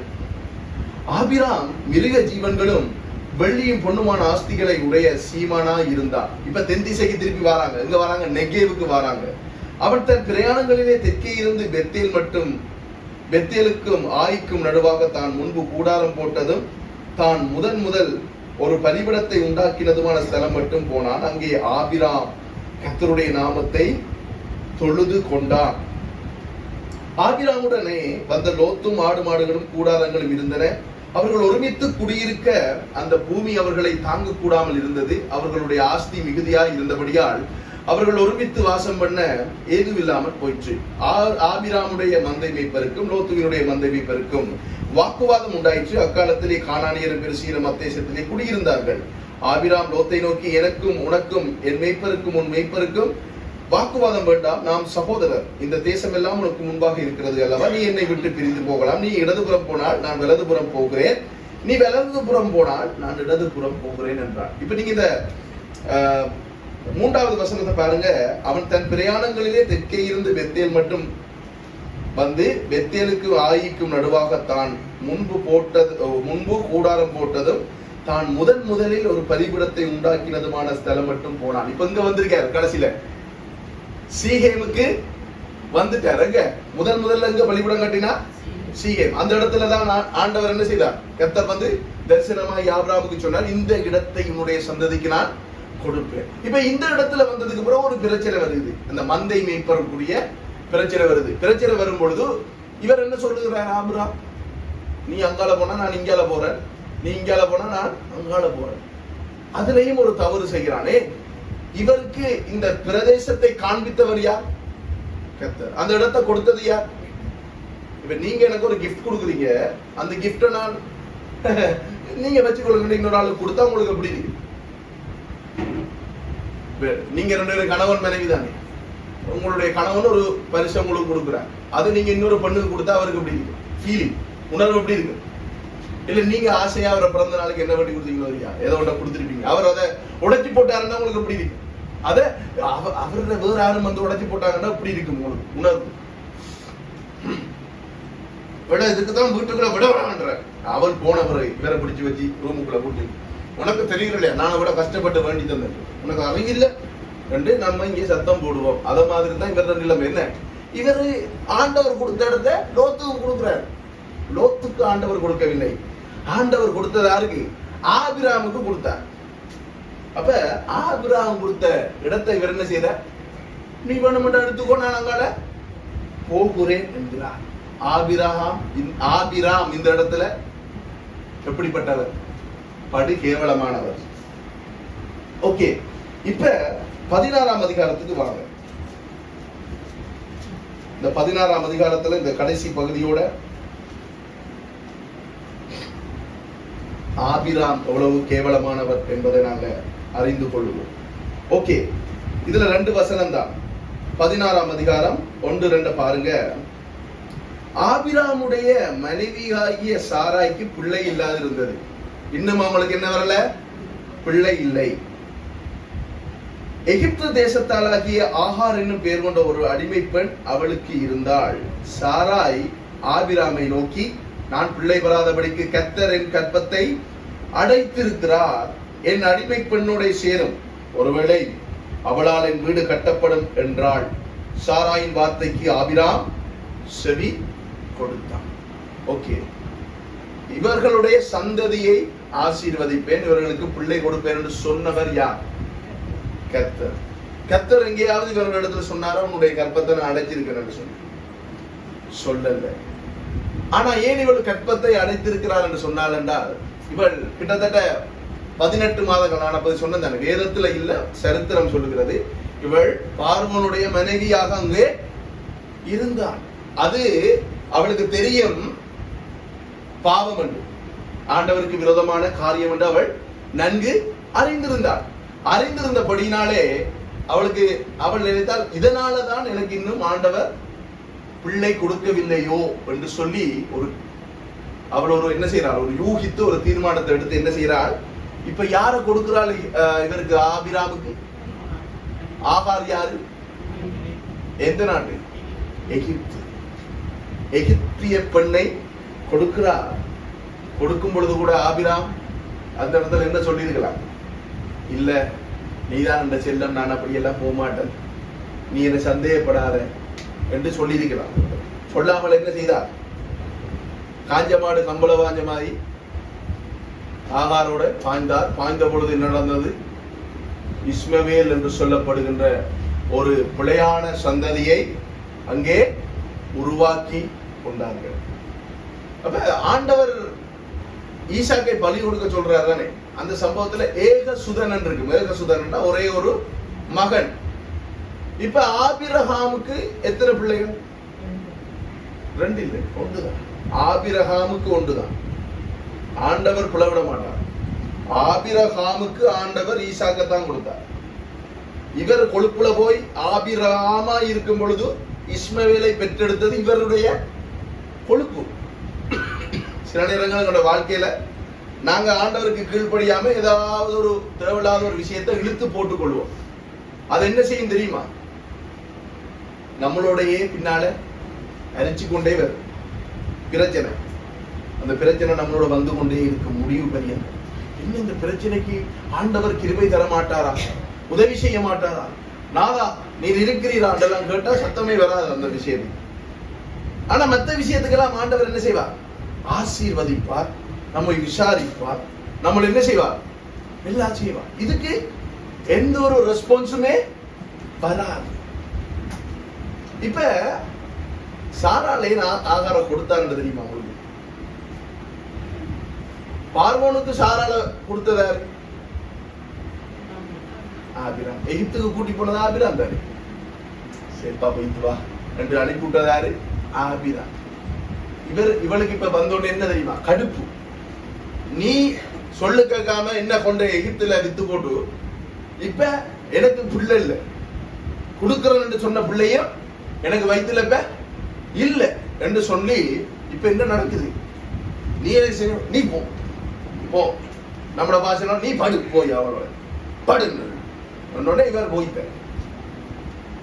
ஓ, கவனமா இருக்கணும் சில விஷயங்கள்ல. அப்ப இவங்க குடும்பத்துக்குள்ள இவங்களுக்குள்ள பிரச்சனை. இப்ப ஆபிராமை பத்தி நாங்க சில காரியங்கள் பார்த்தோம் தானே. ஓகே, இப்ப ஆண்டவர் 17ஆம் அதிகாரத்துல 1வது வசனத்தை பாருங்க. ஆண்டவர் மீண்டுமாக இந்த ஆபிராமை சந்திக்க வருகிறார். அவருக்கு சந்திக்க வரும் பொழுது எத்தனை வயசு? 99. நம்ம வாசிப்போம் 1வது வசனம். ஓகே, ஆபிராம் 99 வயதான போது கர்த்தர் ஆபிராமுக்கு தரிசனமாகி, நான் சர்வ வல்லமை உள்ள தேவன், நீ எனக்கு முன்பாக நடந்து கொண்டே உத்தமனாயிரு. இவ்வளவு காலமும் இல்லாத ஒரு சம்பவம் இந்த இடத்துல நடக்குது. ஆண்டவர் ஆபிராமுக்கு தரிசனமாகி சொல்லுகிறார், நான் யார்? சர்வ வல்லமை உள்ள தேவன். நான் எல் ஷடாய். எல் ஷடாய் என்று சொல்லும் பொழுது அதுக்குள்ள சர்வஞானி, சர்வ சிருஷ்டிகர், எலோகிம் சகலதுமே அதுக்குள்ள அடங்கும். எல் ஷடாய், நான் சர்வ வல்லமை உள்ள தேவன். அவர் சொல்லுகிறார், நீ எனக்கு முன்பாக நடந்து கொண்டு உத்தமனாயிரு. சரியா? 99 வயசுல வந்து அவர் சொல்லுகிறார், நீ இவ்வளவு மிஸ்டேக் எல்லாம் விட்டுட்டாய், இவ்வளவு தவறுகளை செய்தாய், இவ்வளவு பாவங்களை நீ செய்தாய், இன்றைக்கு நீ எனக்கு முன்பாக நடந்து கொண்டு உத்தமனாயிரு, பரிசுத்தமாய் இரு. அப்ப இவனுக்கு எல் ஷடாய் தேவன் 99 வயதுல தரிசனமாகிறார். அடுத்தது அவரை அறிமுகப்படுத்துகிறார். சோ சிந்திச்சு பாருங்க, நம்மளை யாருக்கு அறிமுகப்படுத்துவோம்? நம்ம யாரோட உறவு வச்சு கொள்ளணும் விரும்புறோமோ அவரோட தான் நாம் நம்மை அறிமுகப்படுத்திக் கொள்வோம். எல்லாரோடையும் போய் அறிமுகப்படுத்திட்டு இருப்போமா? ஹாய், அவாயிரு, நான் ஜொனத்தன், இங்க இருந்து அந்த சந்தி வரைக்கும் நான் ஜொனத்தன் போனா அப்படி இருக்கு. நமக்கு யாரோட உறவை வச்சுக்கொள்ள விரும்புறோமோ அவங்களுக்கு தான் நம்மளை அறிமுகப்படுத்தும். தேவன், சர்வ வல்லமை உள்ள தேவன் ஆபிராமோடு உறவை வைத்துக் கொள்ள விரும்பினபடினால் தன்னை அவர் அறிமுகப்படுத்துகிறார் எல் ஷடாய் தேவனாக. அடுத்தது அவர் சொல்லுகிறார், நீ எனக்கு முன்பாக நடக்க வேண்டும். உன்னுடைய இஷ்டப்படி எல்லாம் நீ இனி நடக்க முடியாது. நீ எனக்கு முன்பாக நான் சொல்லுகிறபடி நீ நடக்க வேண்டும் என்று சொல்லி 2வது வசனத்தை பாருங்க. நான் உனக்கும் எனக்கும் நடுவாக என் உடன்படிக்கையை ஏற்படுத்தி உன்னை மிகவும் திரளாய் பெருக பண்ணுவேன் என்றார். அப்பொழுது ஆபிராம் முகம் குப்புற விழுந்து வணங்கினார். தேவன் அவனோட பேசி, முதல் தடவையாக இவர் ப்ரோஸ்கினேயோ என்று சொல்லப்படுகிற, கிரேக்க மொழியில ப்ரோஸ்கினேயோ என்று சொல்லுவாங்க, அதாவது விழுந்து தேவனை வணங்கி அவர் ஆராதிக்கிறார். அப்ப வணங்கி தேவன் அவனோட பேசி, நான் உன்னோட பண்ணுகிற என் உடன்படிக்கை என்னவென்றால், நீ திரளான ஜாதிகளுக்கு தகப்பனாவாய். இனி உன் பேர் ஆபிராம் என்னப்படாமல் நான் உன்னை திரளான ஜாதிகளுக்கு தகப்பனாக ஏற்படுத்தினபடியால் உன் பெயர் ஆபிரகாம் என்னப்படும். இப்ப இந்த பேர் மாற்றத்தை நான் உங்களுக்கு காட்டுறேன்.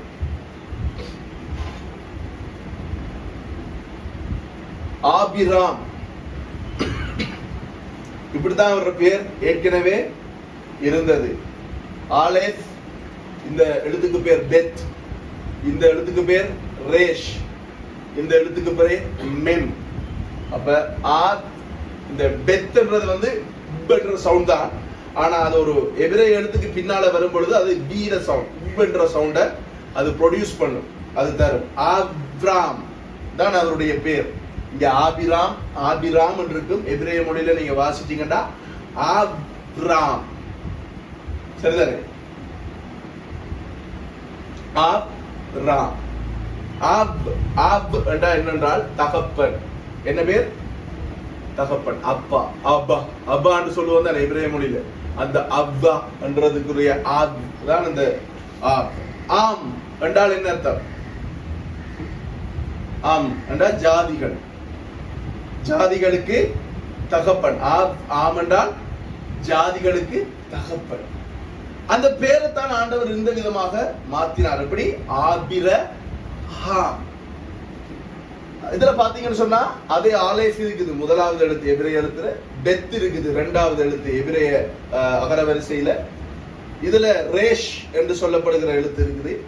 அடுத்தது எபிரேய எழுத்துக்களின் 5வது எழுத்தாகிய ஹே, இந்த எழுத்துல இந்த பேர்ல சேர்க்கப்பட்டிருக்குது. மெம் வந்து கடைசியாக இருக்குது. அப்ப இதுதான் இந்த 2 பேரினுடைய வித்தியாசம். இது அப்ராம், இது அப்ரஹாம். இது எத்தனையாவது எழுத்துன்னு சொன்னேன்? இந்த 5வது எழுத்து. இந்த 5வது எழுத்தை ஆண்டவர் என்ன செய்தார்? ஆபிரகாமின் பேரிலே சேர்த்து விட்டார். 5 என்றால் என்ன? உங்களுக்கு நான் படிப்பிச்சிருக்கிறேன். வேதாகம எண்ணியல் பிபிலிக்கல் நியூமராலஜில 5 அல்லது இந்த ஹே என்ற எழுத்து ஒரு நபரை குறிக்கும். அந்த நபர் திருத்துவத்திலே இருக்கின்ற பரிசுத்த ஆவியானவர். அப்ப நமக்கு ஆண்டவர் நம்முடைய பேரை எப்படி மாத்துகிறார் என்று தெரியுமா? நாம் ரட்சிக்கப்படும் பொழுது பரிசுத்த ஆவியானவரை நமக்கு அவர் கொடுக்கிறார். பரிசுத்த ஆவியானவரை நமக்கு கொடுக்கிறார். பரிசுத்த ஆவியானவரை இயேசு எதற்கு கொடுத்தார் சொல்லுங்க. நம்ம பைபிள்ல பிரட்டத்தை விட எல்லாருக்குமே தெரியும். தேற்றரவாளன் வருவார், அவர் உங்களை சகல சத்தியத்துக்குள்ளோ நடத்துவார். ஆபிரகாமுக்கு ஆண்டவர் என்ன சொன்னார்? நீ எனக்கு முன்பாக நடந்து கொண்டு உத்தமனாய். இவர் தேவனுக்கு முன்பாக, எல்ஷடாய் தேவனுக்கு முன்பாக நடக்க வேண்டுமானால் எப்படி நடக்கணும்? உத்தமனாய் நடக்கணும். என்ன செய்யணும்? அவருடைய சொல் கேட்க வேண்டும், அவருடைய சத்தத்துக்கு செவி கொடுக்க வேண்டும். ஆபிரகாம் பேர் மாற்றம் செய்யப்படுவதற்கு முன்பதாக எப்படி நடந்தான் உங்களுக்கு ஒரு சம்பவத்தை நான் காட்டினேன். கீழ்ப்படிவில்லை, தன் மனுஷிக்கு உண்மையா இருக்கல, படு கேவலமா நடந்தான் என்று நாங்க வேதத்துல பார்த்தோம் இல்லையா? ஆனால் பேர் மாற்றம் செய்யப்பட்டதுக்கு பின்பதாக ஆபிரகாமுக்கு என்ன கொடுக்கப்படுகிறது? பரிசுத்த ஆவியானவர் கொடுக்கப்படுகிறார். இயேசு எடுத்துக்கொள்ளப்படும் பொழுது ஒலிவமலையில வச்சு என்ன சொன்னார்? நீங்கள் எருசலேமிலே தரித்திருங்கள், வாக்குத்தத்தம் பண்ணப்பட்ட பரிசுத்தாவியானவரை நீங்கள் பெற்றுக்கொள்வீர்கள். பரிசுத்தாவியானவர் வரும் பொழுது நீங்க எப்படி இருப்பீங்களா? யூதயா எருசலேமிலும் யூதயாவிலும் சமாரியாவிலும் உலகத்தின் கடையாந்தரம் வரைக்கும் நீங்கள் யாரா இருப்பீர்கள்? எனக்கு சாட்சிகளாக இருப்பீர்கள். இதுக்கு பிறகு நீங்க வாசிச்சு பார்த்தீங்கன்னு சொன்னா ஆபிரகாம் எப்படி மாற்றப்பட்டார் என்கிறதை நாம் பார்க்கலாம். ஆபிரகாமாய் மாற்றப்பட்டதுக்கு பின்புதான் அவருக்கு என்ன நடக்குது? பிள்ளை.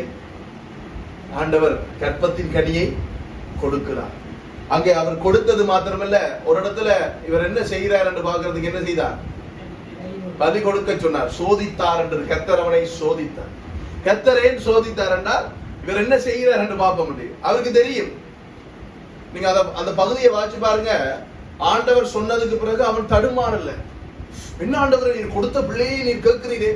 லோத்து சோதம் கோமராவில் அழிக்கப்படும் பொழுது அவன் என்ன செய்தான்? ஆபிரகாம் ஆண்டவரே 10 நீதிமான்கள் 5 நீதிமான்கள் என்று பேரும் பேசினான். ஆனா தன்னுடைய மகனை பலியிட கொடுக்க சொல்லும் பொழுது ஒன்றுமே பேசல. ஏன்? அந்த நேரம் அவனுக்கு அது ஒரு பெரிய விஷயம் இல்லையே. பாபிலோனிய பின்னணி, மெசொப்பொத்தேமிய பின்னணி, பிள்ளைகளை பலி கொடுக்கிறது கடவுளுக்கு அவளுடைய வழக்கம். அப்ப பலி கொடுக்கிறது அவனுக்கு ஒரு ஆச்சரியம் இல்லை. ஓ, இந்த தெய்வனும் என்னுடைய பிள்ளையை பலி கேட்கிறாராக்கும், அவர் தானே கொடுத்தார், நான் கொடுக்கிறேன். யோபுவை போல கர்த்தர் கொடுத்தா கர்த்தர் எடுத்தார் என்று கொடுப்பேன் என்று கொண்டே வச்சு வெட்ட போகும் பொழுதுதான் ஆண்டவர் நிறுத்துகின்றார். அவர் அந்த இடத்துல என்னத்தை சோதித்தார் என்றால், நான் சொல்லுறதுக்கு இவர் கீழ்ப்படுகிறானா? அப்ப இதன் மூலமாக ஆண்டவர் நமக்கு கற்றுத் தருகிற பாடம். இன்னொரு விஷயம் இதுல நான் உங்களுக்கு சொல்லலாம் என்று விரும்புறேன். இந்த ஆலேஃப் என்ற எழுத்து தேவனை குறிக்கும். இந்த பெத் என்ற எழுத்து கூடாரம், ஒரு வீடு, அல்லது இந்த 2வது இலக்கம் இருக்கிற பிரிவு. இந்த ரேஷ் இருக்கு தானே, ரேஷ் என்றால் அதுல ஒவ்வொரு எழுத்துக்குமே ஒரு அர்த்தங்கள் உண்டு. இந்த ரேஷுக்கு ஒரு அர்த்தம் என்னன்னு சொன்னா மனிதனுடைய தலை. இந்த மெம் வார்த்தை. அப்ப தேவனுடைய சத்தத்துக்கு கேட்காமல் தேவனை விட்டு பிரிந்து மனிதனுடைய அவனுடைய சிந்தனையின்படி ஆபிரகாம் எப்படி நடந்தான்? முதல் அவனுடைய சிஸ்டம், அவனுடைய அறிவு, அவனுடைய திறமை இப்படி நடந்தா சரி, எகிப்துக்கு போலாம் பஞ்சம் வந்தா, எப்படி வேணாலும் நம்ம வாழலாம் என்று நடந்தா. ஆனால் இங்க என்ன நடக்குது? அப்படி நடந்த ஆபிரகாமை இங்க பாத்தீங்கன்னா அவன் இந்த வார்த்தை இருக்குதானே, அவனோட சிஸ்டத்துல இருக்கிற ரேஷ் என்ற இடத்துக்கு மெம்முக்கு இடையில பரிசுத்த ஆவியானவர் வருகிறார். ரேஷ் என்ன? மனிதனுடைய தலை. மனிதனுடைய தலையில என்ன இருக்கு? மூளை இருக்கு. நம்ம என்ன செய்யறோம்? சில விஷயங்களை நம்மட மூளையில செய்ய வலிக்கிற பரிசுத்தாவியானவர் வந்து என்ன செஞ்சார்? பிரிச்சு விட்டார். என்னது? இந்த இஷ்டப்படி எல்லாம் இங்க நடக்கலாது, நான் சொல்லுகிறபடி. இப்ப இவர் எப்படி நடக்கணும்? பரிசுத்தாவியானவருடைய வார்த்தையின்படிதான் இந்த ஆபிரகாம் நடக்க வேண்டும். அப்ப இன்றைக்கு இதன் மூலமாக இந்த ஆபிராமின் புதிய மாற்றம் என்கின்ற இந்த செய்தியின் மூலமாக ஆண்டவர் எதை நமக்கு கற்றுக் கொடுக்க விரும்புகிறார் என்றால், கர்த்தருடைய பந்தியை ஆயத்தப்படுத்துங்க. எதை கற்றுக் கொடுக்க விரும்புகிறார் என்றால், நாம் இன்றைக்கு ஆண்டவரை பின்பற்றுகின்றோம் என்று சொன்னார். நம்ம அநேக நேரம் நாங்க சொல்லுறோம் ஆண்டவரை பின்பற்றுறோம், கர்த்தர் தான் எங்களுக்கு மேய்ப்பர் என்கிறோம். ஆனால் நாம் அதை சரியாக பின்பற்றுகிறோமா? பரிசுத்தாவியானவர் நமக்குள்ள இருந்தால் நாம் கர்த்தருடைய வசனத்தை விட்டு வழிவிலகாதபடிக்கு அவர் நம்மை வழி நடத்துவார். நாம் அந்த விதமாக நடக்கிறோமா? நாங்க இன்னும் சில இடங்கள்ல தவறி, சில இடங்கள்ல கீழ்ப்படியாம நடந்து, சில இடங்கள்ல என்று சொல்லி நடந்தால் நாங்கள் இன்னும் பரிசுத்த ஆவியானவரினாலே வழிநடத்தப்படவில்லை. அப்போஸ்தலர் 1 அதிகாரம் 8வது வசனத்துல பெந்தைகோஸ்தே நாள், 2 அதிகாரத்துல பெந்தைகோஸ்தே நாள்ல சீஷர்கள் பரிசுத்த ஆவியானவரை பெற்றுக் கொள்வதற்கு முன்பதாக பேதுரு என்ன செய்தார்?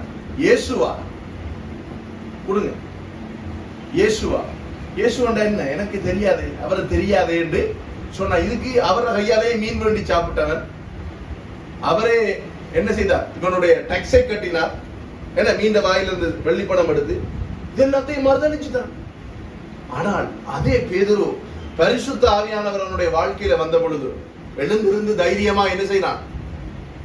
இயேசு கிறிஸ்து தான் தேவன் என்று சொல்லி பிரசங்கம் பண்ணுகிறான். கடைசியிலே முடிவிலே அவனை தலைகீழாக சிலுவையிலே அடித்து கொலை செய்தார். 12 சீஷர்களும் அப்படித்தான். சோ எங்களோட வாழ்க்கையில நாங்க எப்படி நாங்க நடக்க போறோம், எப்படி நாங்க வாழ போறோம்?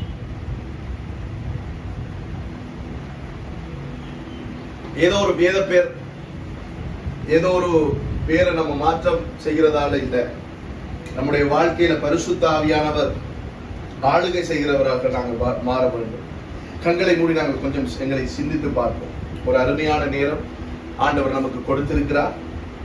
கர்த்தருடைய பாதத்திலே நாங்கள் வந்திருக்கின்றோம். மிக பெரிதான ஒரு சிலாக்கியம். எத்தனையோ பேர் பார்க்க முடியாத இந்த ஒரு சம்பவம். எத்தனை பேர் சபை கூடுதலை தவிர்த்திருக்கிறார்கள். எத்தனை பேர் ஆண்டவராலே உருவாக்கப்பட்ட சபையினுடைய தலையாகிய இயேசு கிறிஸ்துவை அவமதித்திருக்கிறார்கள் இன்றைய நாளிலே. ஆனால் ஆண்டவர் நமக்கு அந்த பாக்கியத்தை கொடுத்திருக்கிறார். நான் உங்களை எச்சரிக்கவில்லை, நான் உங்களோடு கடினமாய் பேசவில்லை. ஆனால் பரிசுத்த ஆவியானவர் நம் மத்தியிலே இருக்கிறபடினாலே தாழ்மையாய் உங்களிடத்திலே ஒரு வேண்டுகோளை மாத்திரம் வைக்க விரும்புகிறேன். ஆண்டவருடைய ஆராதனைகளை புறக்கணிக்காதீர்கள்.